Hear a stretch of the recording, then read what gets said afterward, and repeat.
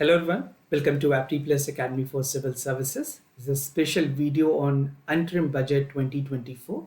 Through this video session, we'll be looking into the important details of the key features of this budget, the facts and analysis that is going to be relevant for UPSC, CSC, prelims and mains examination. Other than civil services examination, it will also contribute substantially in various examinations conducted by the UPSC, State Public Service Commission examination and various one-day examination, specifically the banking examination. The entire data and facts that we'll be discussing will have a substantial contribution on your preparation. So we'll see the detail to this, specifically when I talk about the mains examination, the data that we are discussing can be even quoted as an example. So make sure you take the note of the important factual point which we are going to discuss in the entire session. So stay tuned till end of this video to get the relevant and important information for this interim budget 2024. Let's get started. So this was our time 2024 where interim budget was actually tabled by the Union Finance Minister. Why interim budget? Because this 2024 year we are due with the election, and during election there is only provision of the part of the interim budget to have a government expenditure and expenses. For a shorter span of time in an election year, there's always a provision of interim budget. There's certain articles which I'm not getting into the elaborative part, but you should know what is Article 112 and Article 116, right? So these are the important part. You can check out the factual information from the textbook. Now coming to the detail that what I'm going to discuss in the session. So we'll be looking into the theme of the budget because sometimes it becomes directly important for the examination. We'll see what are the development mantras that government has proposed, the focus area of this budget, the strategy for Amrit Kaal, achievement of the taxation reform, the tax proposal, what are the changes that has been incorporated or there has been a status quo that has maintained, allocation of specific ministries and allocations to the major scheme that government consider as pivotal for the overall development of the economy. So everything will be discussed in detail to help you out for the part of the upcoming prelims and various other competitive examinations, right? So what is a theme? The theme is Viksit Bharat by 2047. Now this was a theme which can be asked in the examination that this union budget, not actually the union budget, the interim budget, the theme stand up Viksit Bharat by 2047. Now, how we'll achieve this development by 2047? Government has come up with three important pillars. The first is Sabka Saath, Sabka Vikas, will definitely call for the comprehensive development for all. The second pillars call for Sabka Saath, Sabka Vikas and Sabka Viswas. This is again a motto of the government which definitely include the part of demography, the diversity and even backed by individual endeavors. And we'll achieve the target of developed India by 2047 with all things that encapsulate and even strengthen the part of the Indian economy. Now moving ahead with the other details that how this can be achieved, we definitely need to ensure a people-centric inclusive development. Now when the term inclusive development is there are various other things that is incorporated to ensure that we have an inclusive development. How it can be there? First, it called for the sustainable development and even a substantive development for the form of digital infrastructure, which include physical, digital, and social. So when it talks about the infrastructure development, there are three categorization in this. First call for the physical, the second call for the digital, and other call for the social. You can just have a mnemonics as PDS. Then there's an important component to the inclusive development, that is digital public infrastructure, we call it DPI, that should have a formalization and financial inclusion. The third is deepening and widening of the tax via GST. We have seen there's a uniform taxation by the government. This is again help the union government and the state government with the proper distributions of the taxes and also help government to generate more taxes. Strengthening the financial sector, that call for bringing the part of saving, credit and investment back on the track. So these initiatives will endeavor government to come up with the inclusive development. Now we have GIFT IFC. GIFT city is there in Gujarat. I think most of you must be aware of this. So it's a gateway to global capital and financial services for Indian economy. Promotive and even for part call for proactive inflation management, which has actually helped. We have seen that RBI has definitely played a major role in terms of regulating the overall inflations during the tough time that Indian economy has faced. Now, all part of the country has become active participant of economic growth. Now, this is how these all target will ensure that India is a developed economy by 2047. Now, there are certain other various components that I'll be discussing one by one, which I have given in the index. So first is the focus area of the government. What are the focus and priority area? We'll see everything one by one. So first is the Garib Kalyan, Desh Ka Kalyan. This is what the government says. So the direct benefit transfer, we call it DBT, has led to the saving of 2.7 lakh crore. How? Because it has helped the removal of middlemen from any government beneficiary scheme. 25 crore people has moved from multi-dimensional poverty, which has again helped the people, and even this number can drastically increase in the coming year. Credit assistance has been given to 78 lakh street vendors under PM Shwanidhi. If you know when this scheme was launched, you can comment down your answer in the description section down below. Now, this is the decline in the headcount ratio. If you want to have a complete data, you can check out. So this is for 2020-23, it is 11.3. Now, moving ahead with the other details, that is about empowering the youth. No, it's just very important for a country like India, which has a huge demographic dividend, that we need to harness our youth potential. For this, government has come up with 1.4 crore youth training skill India mission, which has actually helped a lot many students, the part of the skilled workers, fostering the entrepreneurial aspirations of youth. That is 43 crore loan was sanctioned under PM Mudra scheme. This is an important scheme which is going to be relevant for prelims examination as well. And the other allocation when it comes to skilling, that is PM Shri, the budget has been increased from 4,000 crore rupees to 6,050 crore, right? Now, PM Shri is again something which has helped the school. It called for raising school level and even promoting the part of inclusivity and overall skilling in the Indian school. Now, the third segment that we are discussing is about the welfare of farmer. Farmer is considered as Annadata. This is what the word the Union Finance Minister has specifically quoted in her budget speech. So the direct beneficiary or the part of the financial assistance is given is 11.8 crore farmer has been covered under the PM Kisan scheme. Crop insurance to 4 crore farmers under PM Fasal Bima Yojana. Now all the scheme that I'm highlighting will be again relevant for prelims examination. Make sure you read out the detail and key feature of this particular schemes. Now, integration of 1316, that is 361 mandis under the ENAM, supporting the trade volume of 3 crore. If you look at the data here, this call for increasing the procurement of wheat and rice. These are the specific data for rice, and this is for wheat. Now you can have a calculative idea about the overall increase in the procurement. Now moving ahead with the other important details that specifically talk about the women empowerment. So Nari Shakti 30 crore Mudra Yojana was actually dispersed to the women entrepreneur. This aims to include that there should be gender parity when it comes to the part of entrepreneurs in the country, and they will have a substantial contributions to the Indian economy. Increase female enrollment with a high education of 28% in 10 years, and 43% of female enrollment was seen in the STEM courses. Government has come up with the STEM courses under the new education policies, which has actually helped a lot many students. 1 crore women were assisted with 83 lakh self-help group to become a Lakpati Divis. Talking about the participations of the female rate, specifically I have also made a discussion on yesterday economy review. If you have not watched that video, do check it out. अगर participation rate की बात करें women की labour force में 23% से increase होकर की 37% तक हुई है. Something again important, these data will definitely be relevant for mains examination. Specifically when you talk about the women empowerment, this data will help you a lot. Now moving ahead with the other area, that is the strategy for Amrit Kal. What are the important comments that the important thing that government has taken into consideration. We'll see that one by one.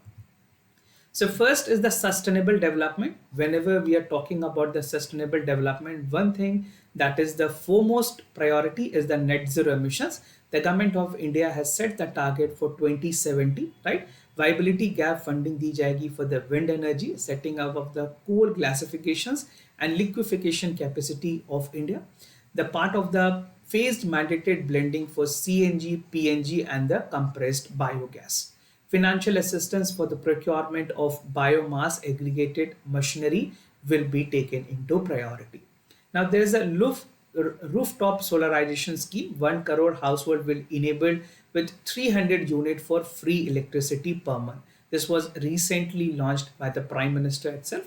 Adaptation of e-bus for the public transport network. Many important tier 2 cities and metropolitan cities has already been enrolled with e-bus. For example, like Delhi, Bangalore, Pune, Hyderabad, they have already come up with e-bus network system. Strengthening the e-vehicle ecosystem by supporting the manufacturing and charging. For this, I wanted to highlight about the PLI scheme, that is Production Link Incentive Scheme, that government has categorically come up to incentivize part of the EV. Now, the new scheme for biomanufacturing and biofoundry has also been launched to support the environment-friendly alternative. Now, this was when it calls about the sustainable development. Now, the other segment is infrastructure and investment. Now, this is again very important. Government has been always putting its best possible impetus to ensure that the infrastructure sector is augmented. So, implementation of 3 major railway corridor has been proposed under PM Gati Shakti to improve the logistic efficiency and reduce the cost. Now, PM Gati Shakti is an important scheme relevant for prelims examination. Promotion of foreign investment and bilateral investment to be under the part of the treaties and negotiation will be made. Expansion of the existing airport, comprehensive development of new airport under UDAN scheme. UDAN stands for Ude Desh Ke Aam Nagrik, which has been a tremendous progress that we have seen under the scheme. Promotion of urban infrastructure via rail, metro and Namo Bharat. So there has been increase in the part of proposed metro lines, specifically in Delhi, Hyderabad, Chennai, Kolkata, Bangalore. Even for some states like Rajasthan, Jaipur, there have been incremental increase in the proposal for the railways, specifically the metro lines. Now, the other part is the inclusive development, where it called for the aspirational district program, call it ADP. This is something which has assisted the help in faster development, including the part of employment generation. Now, these are the data, the comparison data for the aspirational district. Even you can take screenshot for better references. Now, health is the other important area where government has actually been prioritizing its effort. So encouraging the part of cervical cancer vaccination for the girl, which is aged between 9 to 14. For one day examination, this type of the relevant factual information is pretty important. Now there's Saksham Anganwadi and Poshan 2.0 that has expedited for overall nutrition. उसके साथ साथ early childhood care development पे भी government की focus है. 𝐻𝐿 platform for immunization effort has been there under mission Indradhanush that will be rolled out, and health cover under the Ayushman Bharat scheme has been extended to all ASA Anganwadi and health workers so that we have a inclusive and holistic healthcare in our country. Now moving ahead with the inclusive development, the areas that has been again on the part of the priority is housing sector. Pradhan Mantri Awas Yojana that aims to achieve the target of 3 crore house and additional 2 crore target for the next 5 years. Now this is again important. This is the contemporary example which you can even use in the mains examination about the government efforts towards the inclusive development for housing. Now, housing for middle class scheme has been launched to promote the middle class to buy and build its own home. Now, if you look at the increased allocation for PMAY, that is the Pradhan Mantri Awas Yojana, it has increased from 79,590 to 80,671. This number might not be important, but it will give you a precise idea about the government inclination and intentions towards the development of the housing sectors. Now moving ahead about the tourism, something very important at this juncture where India has been doing a tremendous progress in terms of tourism. States will be encouraged to make iconic tourist spots to attract businesses, promote opportunities for the local entrepreneurship, and this will definitely call for more number of employment. Long-term interest-free loan will be provided to state for the part of encouragement and development. G20 meetings in 60 places presented the diversity of the country. G20 की सिरपा की meetings हुई थी, कई ऐसे meetings हुए थे अलग अलग वेन्यूज पे, that has actually helped India to explore various areas.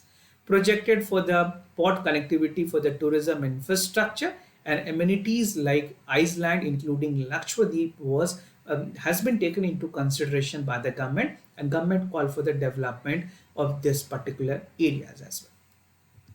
Now, the other important sector is agriculture and food processing, which has again been always in the forefront. So, government will promote the private and public investment for the post-harvest activities. उसके साथ साथ nano DAP, right? So, nano DAP has again been there. It has been expanded in all agroclimatic zones. उसके साथ साथ Atmanirbhar oil seeds Abhiyan strategy formulate की गई है to achieve the self sufficiency in the oil seeds. Comprehensive program for dairy development was again formulated. और last but not the least is the प्रधानमंत्री मत्स्य संपदा योजना, जहाँ पे एक्वेटिक या एक्वा कल्चर्स की प्रोडक्टिविटी को बढ़ाने के लिए, उसको डबल करने के लिए government has also come up with scheme. This will call for more employment opportunities and 5 integrated aqua park to be set up that has been recently proposed in this interim budget. Now, achievement of the taxation reform, what was the changes that has been made and how the achievement has been there in terms of the taxation reform. So, a direct tax collection has been more than triple in 10 years. This is what the achievement has been there for the government. Now, the number of return filer has been doubled to 2.4 times. These are the factual informations, right? Reductions in the average processing time from 93 days to 10 days. This is again important when it comes to the overall part of the e-governance. This can be again an example. Average monthly gross GST की बात करें, it has crossed to 1.66 lakh crore rupees.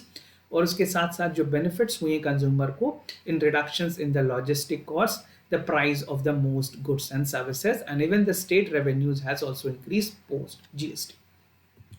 Now, what was the tax proposal? Now, the big question for the business entity and other people doing their business, that what are the changes that government has come up when we talk about the tax proposal. So as such, there is no changes. It will continue with the part of the existing thing that has been there in the budget. So certain tax benefit will be there for startup, investment will be made in the sovereign wealth fund, tax exemption for some IFC were given, right?